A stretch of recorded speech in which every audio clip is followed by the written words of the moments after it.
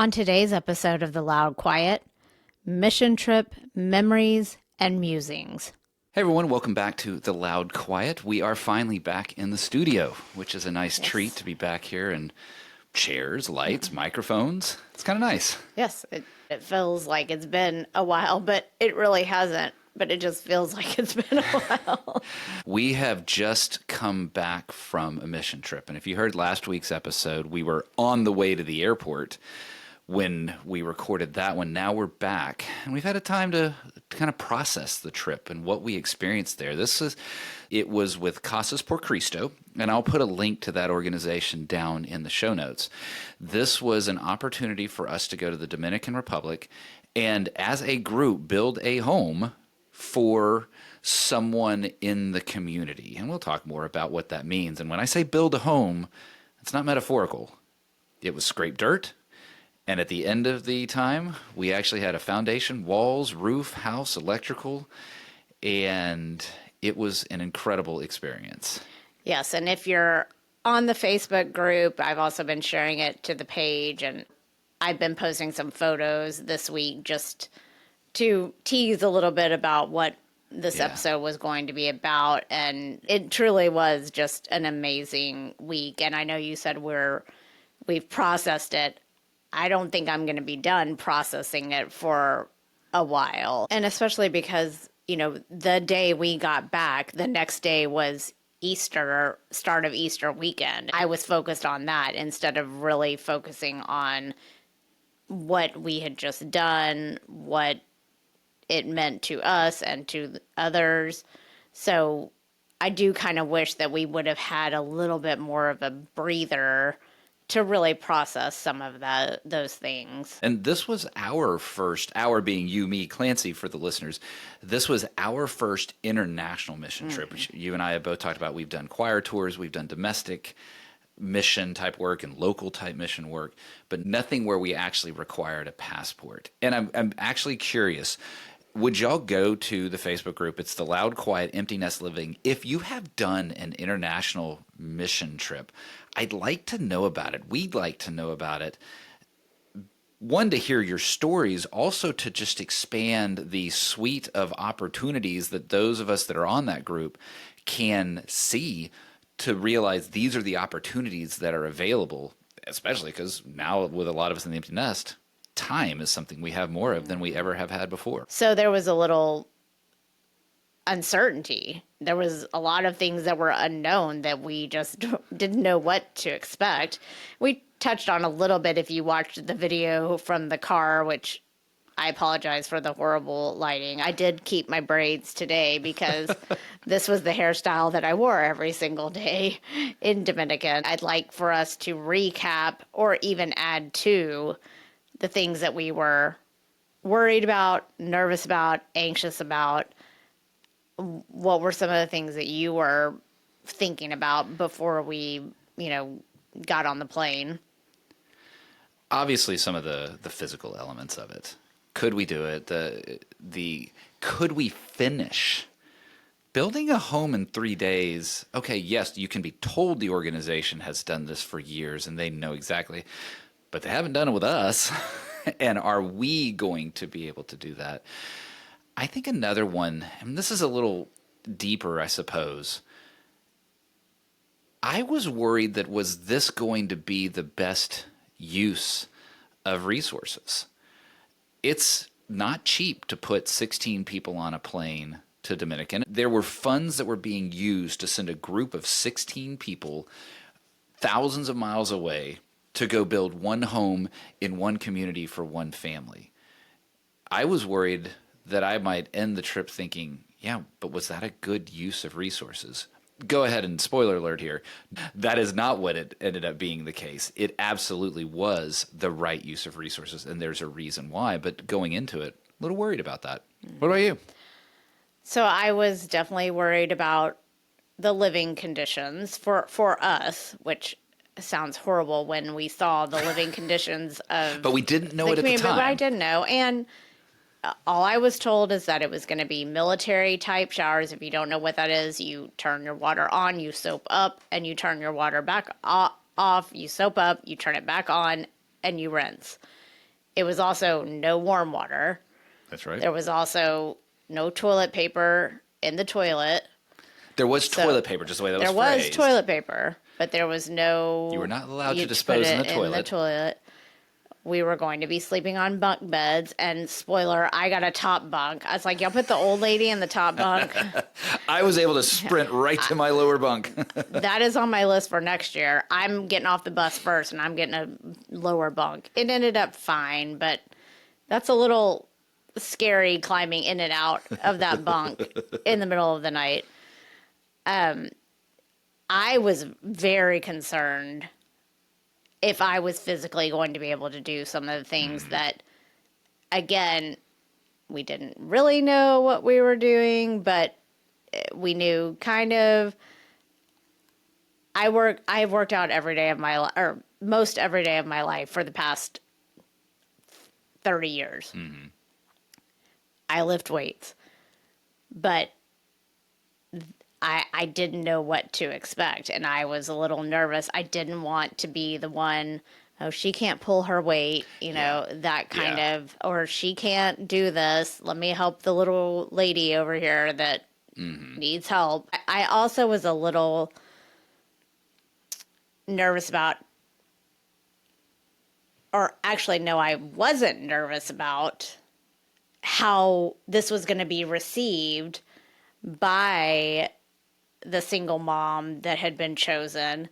But it was interesting, and we're going to seeing her reaction during the few days that we were there. Those are the things that were running through my mind when we started our meetings back in February for this trip. There was an element, too, I think we talked about that, too, just group dynamic. Not necessarily a worry about it, but just a curious. Yes, would that actually work? Would the group dynamic work? You put 16 any humans together in any conditions, and things can arise. We'll put them in difficult conditions, put them in conditions that they're not comfortable in, and drama can ensue. And we were all roughly around the same age, give or take 5-7 years, minus one couple who was definitely younger than all of us, way younger than all of us. You still have those feelings of, as much as we say, I don't care what people think about me. Yeah, you want to be liked. You want to be part of the group. You want to feel like you're part of the group. You don't want to be the annoying one that people are like, oh my gosh, they're so annoying. And that's what someone even said.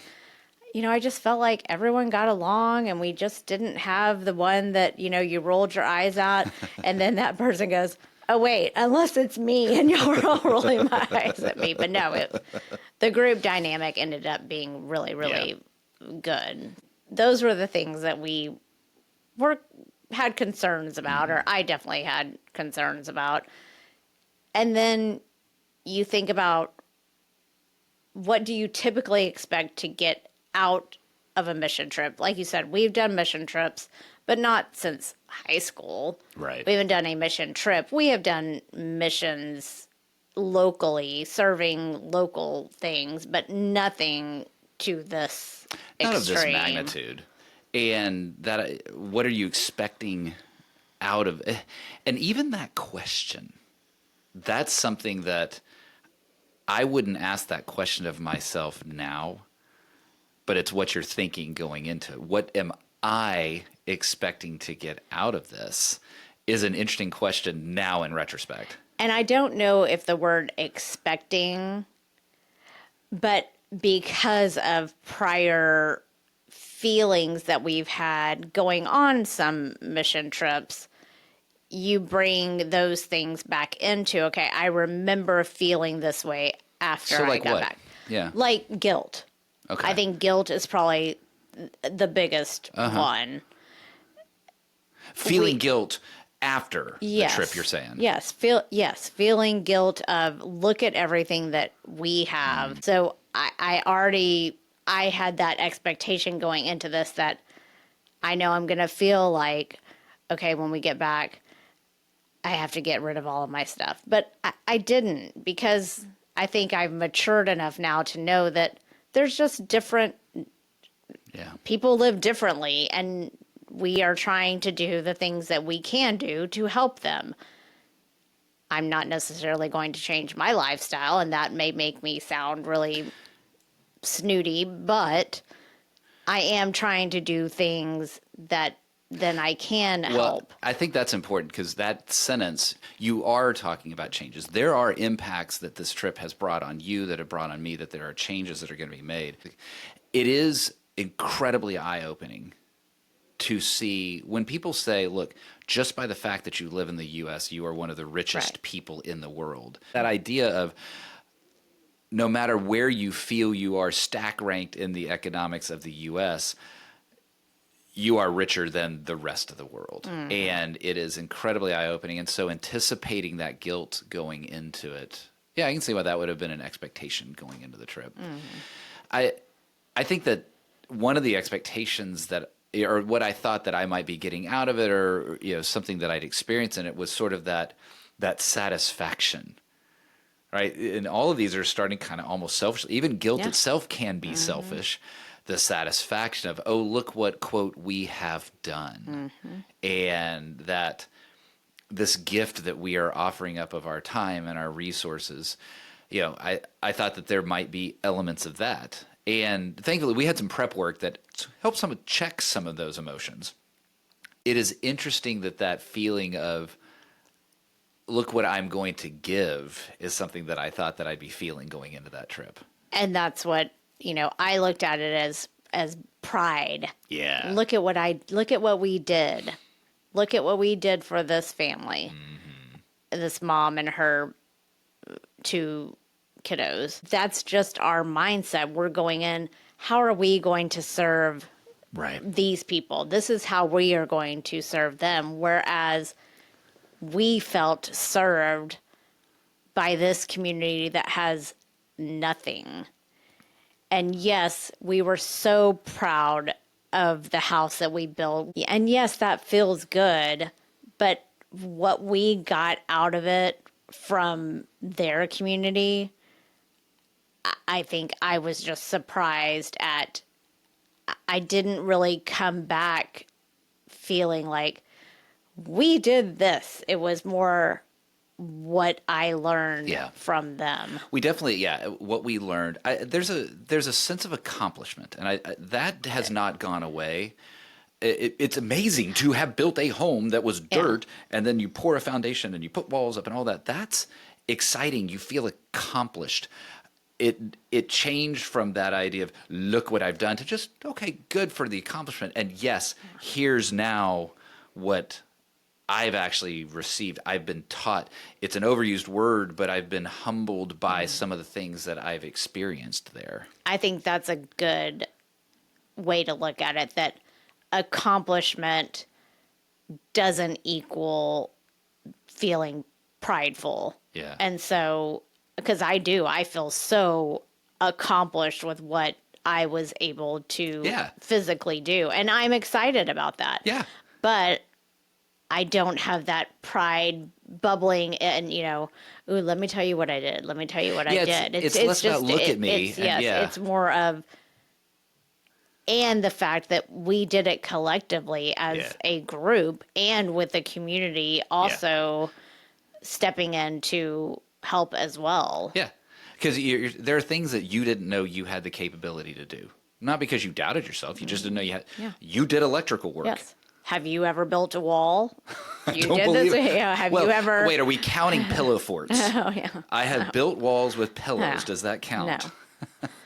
Yeah, there were definitely things that, I mean, when I told the kids, or you, I think, said your mom, did the electrical in the house with another, and they were like, what? So those are the things that I think going into it, we had some expectations set of what you typically feel like you're going to get out of a mission trip. Mm-hmm.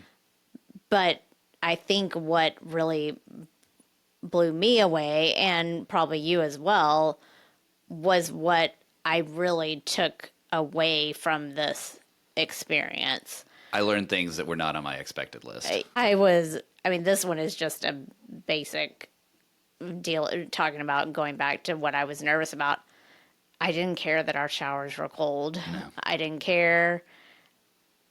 It's crazy how when you are put into those situations or choose to put yourself into those situations,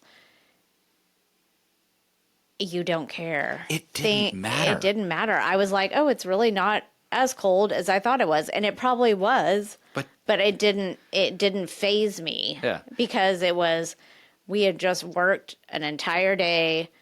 We had been fed well.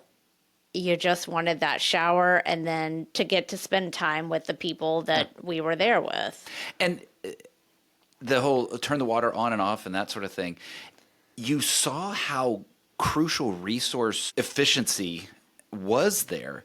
The way that, and I'll pull back the curtain here, the way water is delivered there is not big pipes like we have here. Mm-hmm. A truck drives through the neighborhood a couple of times a week, maybe, and there's a cistern at the base of the home that they fill with water. And that's the water for the house. Yeah. And so there's an element of shared community of, if I'm the one, because no one would know, if I'm the one in there leaving the water running, it's possible that somebody's not going to be able to flush a toilet 2 days from now. And so that community spirit helps drive you towards, heck yeah, I'm doing the military showers. And this was in the city. Like, yeah, this was in the, where we were staying. So those kind of things, that community, our community, just that realization of we're in a shared objective together helped me realize, okay, yeah, I don't care about the shower.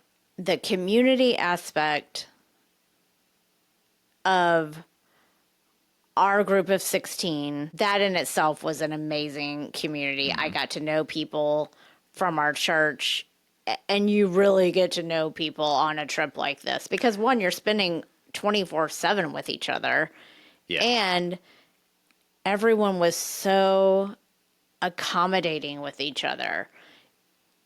If you couldn't do a task, it was, okay, here, you do this instead. And that's one of the things that I really did like and appreciated from Manny, who was our project manager over there. So many times, if you need to take a break, go take a break. Mm-hmm. If you need water, everyone drink tons of water. We went through tons of water out there. Again, if you can't do this, I'll find you something else to do. There was never they can't do that. You know, never felt that from anyone. Done without judgment. Mm-hmm. That's what was unique in this. Yes. We're going to use the word community a lot here, but in our mission group community, and the biggest dudes took their breaks. Oh, yeah. Mm-hmm. The jobs were not done by who you might necessarily think were going to do the jobs. Yeah. It was weird. Yeah, I'll use that word. It was weird to exist inside a group that sincerely felt judgment-free for a period of 5 days. It was very nice, very, very nice. And so that was the community aspect of our group that we went with. The community in the little village, I'll call it a village that we were in. I mean, it was incredible, and it made all of us just take stock of how it's just not like that where we live. We're going to struggle to, actually, I'll say it this way. We're going to struggle to communicate it, and I think I'm going to struggle to be able to even remember it because it was so unique. What I have are just flash moments to recall. I was hammering a wall, and I think it was a teenager, comes up beside me and takes the hammer from my hand and starts hammering because he wanted to be a part of that. He wanted to be able to share in the building of this home. And it wasn't one that I felt like he was doing it because I wasn't doing a good job. It really was, you could tell he wanted to do that. And that's what it was. Just people came out of the woodworks to come help in this home. Mm-hmm. They wanted to be involved, and they have each other's backs in that community. And from bringing us mangoes that they pulled off of their tree, and someone came out there and just cut them open and was handing them out. Yes, it was so good. That was such a good mango. That was good. When I talked about the mom that we were building the home for, the first day we couldn't tell if she was happy that we were there, or I thought maybe she was feeling guilty or getting some pressure from the community. Why are you getting this home and I'm not getting a new home? We couldn't quite figure out what she was feeling emotionally. But then the next day, she brought us an amazing lunch that she had prepared. That was good. And that's when you could see that's how she shows her love and emotion. And even the last day when we dedicated the home, she was really quiet and reserved during the ceremony. But when it came to, she had went and got some little sponge cakes and sodas. When she came around and was passing that out, you could see how thankful, and it just showed through those different kind of love languages. In that same kind of vein, what I learned that I wasn't expecting was something that the Casas people had told us that first night. And a lot of times you hear the cliche of, people that don't have a lot of money, but they're so much happier than the rest of the world. And we think of these people as this just sort of monolithic, the poor, in air quotes here, are happy, or whatever that looks like. And the Casas people really point out to us, no, these are humans just like you are human. They have good days. They have bad days. They are angry. They are sad. They're intimidated, or they're shy, or they're bold, or they're all those feelings. And that was something that I learned that I did not expect, because I expected to come away with the cliched, look how happy people are even though they don't have money. Yeah. No, instead what I got was, look how human everybody is in the world, regardless of what their money level is. And if a Stephanie was somewhat reserved until she had the opportunity to serve us, that's because she's human. Right. The little kids were coming out in the community. It was just, you could just tell that, again, they are bonded in that little village. But also the place that we were staying in, the city, oh my gosh, people were out on their porches, the music was going, and I mean, every single one of us was like, could you imagine if your next door neighbor was doing this? You'd be on the phone calling the non-emergency police line. Instead of welcoming it. It's just the vibrancy and the character of that neighborhood. Clancy, I grumble if somebody parks in front of my house. So yes, you do. So I can second that. Okay, so let's talk about now. What have we become aware of? I have a new awareness of things that I want to change. The first thing that I mentioned when we were wrapping up our week was, I want to learn Spanish. Yeah. I want to learn conversational Spanish. I do not want to go back to Spanish 101, but I want to learn to speak more conversationally than what I have. We have resort Spanish. I want to be able to ask some more meaningful questions and be able to listen when someone is talking to me. So if any of you out there have some good tips for conversational Spanish classes or anything like that, please put it on the Facebook group page. I think during the trip I was learning something about that awareness. We were in a part of the country that is not the resort part of the country. We had a beach day on the last day. So we built the home, and then the last day was a recreational day. And it was a 2.5-hour drive, and there actually was a moment when you crossed through the mountains that you passed through a tunnel. And I don't know if I was just tuned to perceive this or if it was actually reality, but it was almost like by passing through this tunnel, you passed into a different world.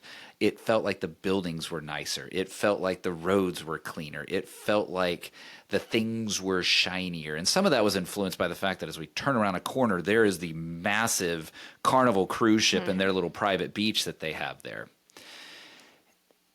And it kind of caught me. It made me feel like I'm escaping because I can. I did this bungee service and then I get to escape out. And I was thinking about a Stephanie that she's still there in her home that she, we believe, loves and feels so special and so blessed to have that home provided for her. And I'm feeling like I've escaped. And I think some of that awareness is what I want to carry forward, is to be more aware of how special the things are that we have, not guilt, but the things that we have, and realize that that's not the reality of the world, my community, whatever that looks like. It's something I'm still wrestling with, because it really does feel like, especially the escaping of the tunnels, one thing, but getting on an airplane and flying across an ocean and then getting home into our comfortable bed and all those sorts of things, that sense of escape is something that I've carried back, and I've got to continue to wrestle with that. It's an interesting balance, because this is our lifestyle. Yeah. This is how It's not we guilt. live. Yeah, Yeah. I know. I really, really enjoyed serving in this organization where you actually got to interact with the person that you are helping. Yeah. There are so many service opportunities, which are great, but you don't ever see the people that you're helping. I can write a check all day long, but I really just enjoyed seeing the fruits of our labor and seeing the person that it's going to benefit. Mm-hmm. So that is one thing that I am really going to try to focus on, is find opportunities locally or even domestically. Mm-hmm. You know, we don't have to do an international trip every time. There's poverty in our backyard. There's poverty in Frisco. Right. We don't think there is because we don't see it, but we know there is. Mm-hmm. But I really want to be more involved with opportunities that you get to interact with the people. Something you said reminds me of something that goes back to what I'd said that was a concern.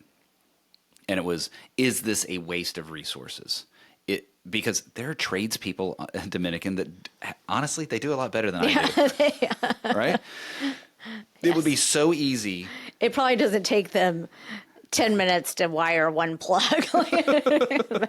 Right. Could likely have been performed by local craftsmen at a 4x, 10x rate, and that many more homes could be built. And that's the debate.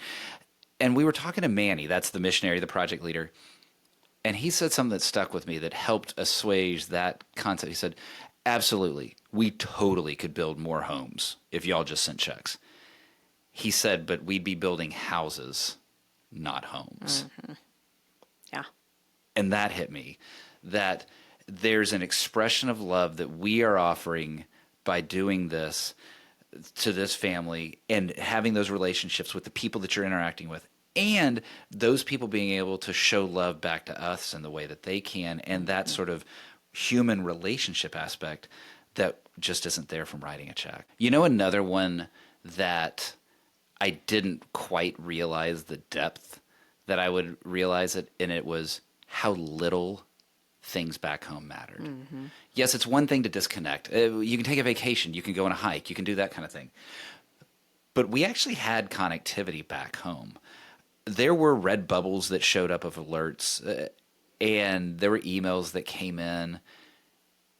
And it was shocking how little I cared. Mm-hmm. And this is one, I guess, maybe there's things I haven't actually learned, but I'm still wrestling with. I don't know if that was just simply a reprieve, or if that is a statement of, hey, guess what? That stuff doesn't matter. Was it a mental refresh, or is it an actual redirect that those things should be dropped? Because if it didn't matter during that week, maybe it didn't matter at all.